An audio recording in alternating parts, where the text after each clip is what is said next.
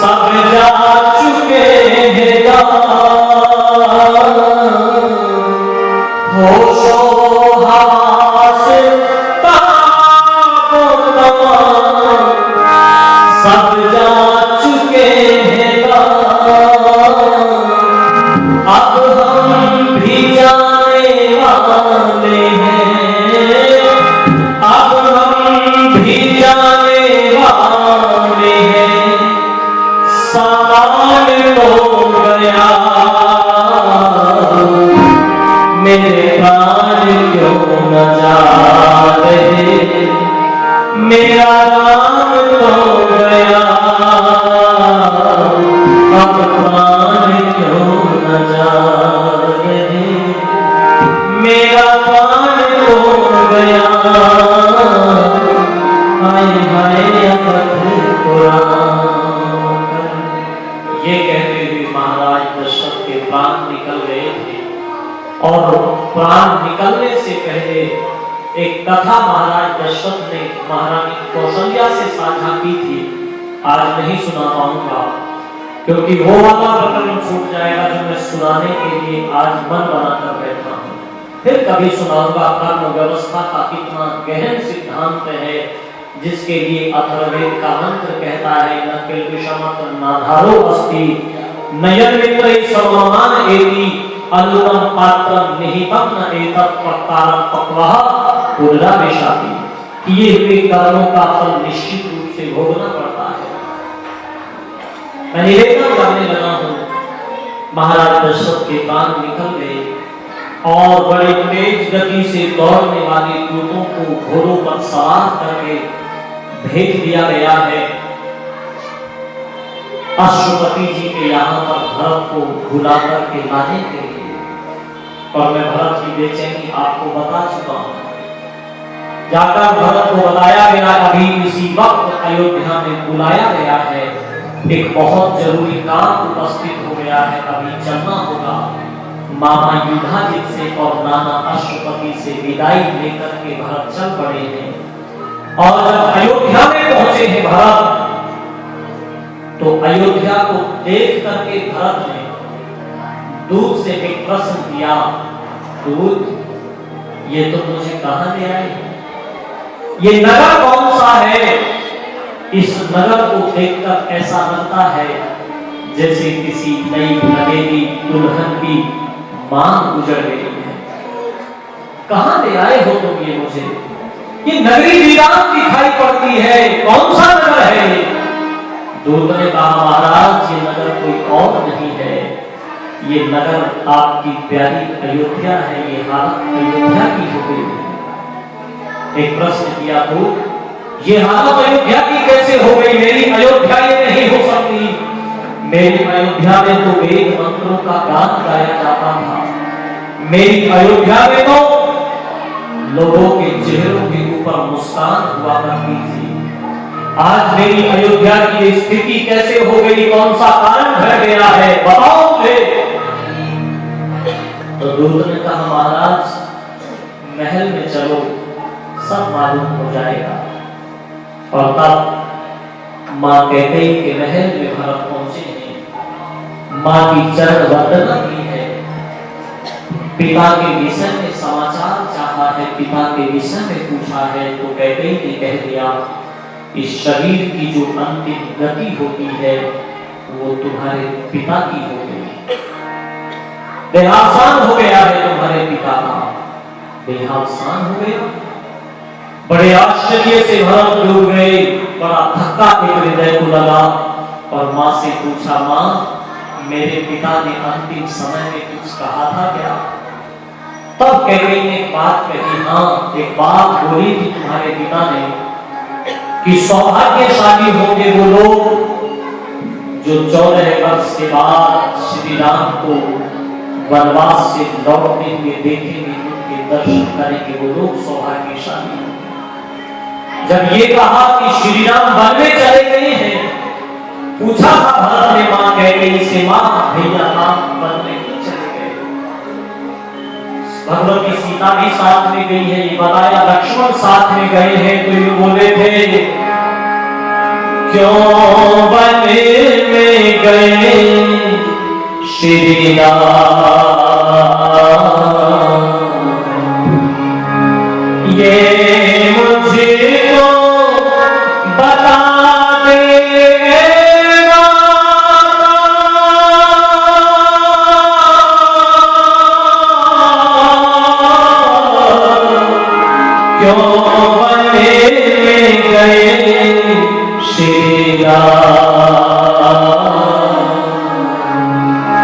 क्या कोई पाप गवाया,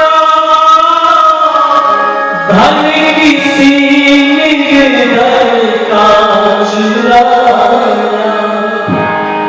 किया कौन सा अनुचित का,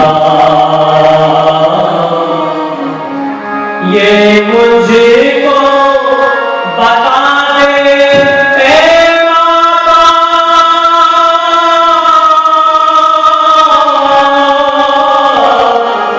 क्यों वन में गए श्री राम। बता तो सही भैया राम वन क्यों चले गए? किसी शिशु का वध करना या कोई जलाई गौशाला, किसी शिशु का वध करना या कोई जलाई गौशाला, किया कौन सा अनुचित का, ये मुझको बता दे माता, क्यों वन में गए श्री राम। और पूछते हैं गए राम के संग रघुनाथा, और संग में गई क्यों सिया माता, गए राम के संग रघुनाथा, और संग में गई क्यों सिया माता, क्यों नरेश में बदला प्रोग्राम, ये मुझको बता दे माता,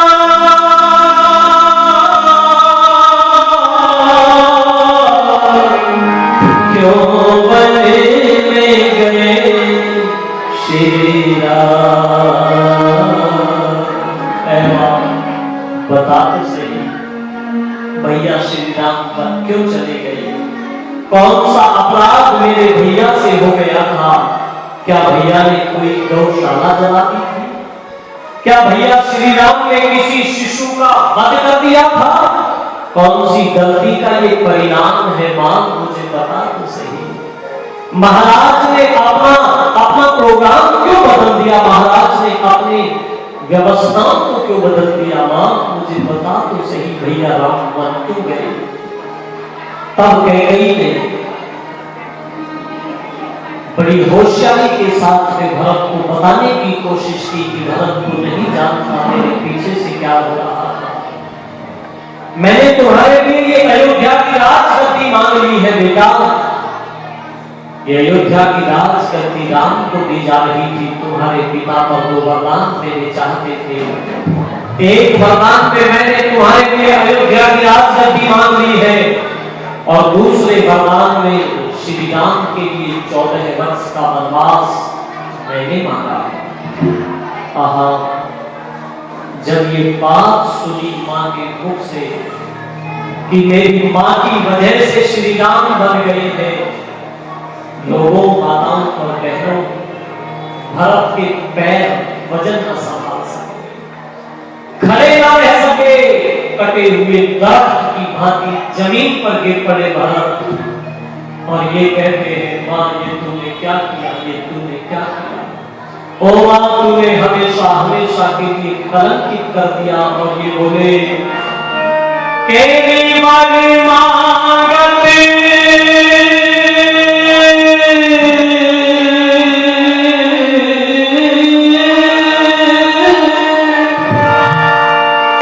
वाली मांगते पूरे भई नहीं तेरा।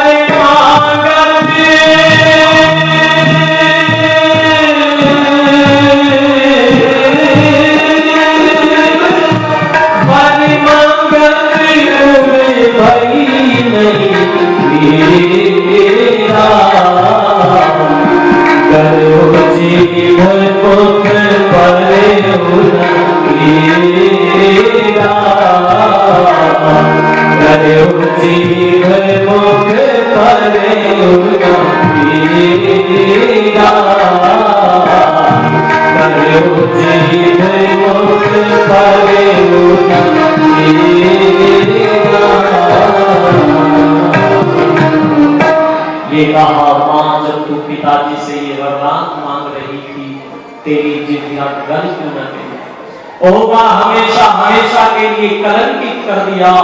भगवान को कहता है प्रभु ये तो मेरा सौभाग्य है कि महाराज दशरथ की सखात से मैंने जन्म प्राप्त किया, पर मां ने मुझे कलंकित कर दिया। मां तुझे जरा सा भी सोच नहीं हुआ, तुमने विचार नहीं किया। तुम सोचती हो कि श्री राम को वन में भिजवाकर भरत को इस अयोध्या की राजगद्दी पर बैठा दो। मां तुमने अपने भरत को समझने में भूल कर दी मां तुमने। इस अयोध्या की राजगद्दी पर न बैठ सकूंगा,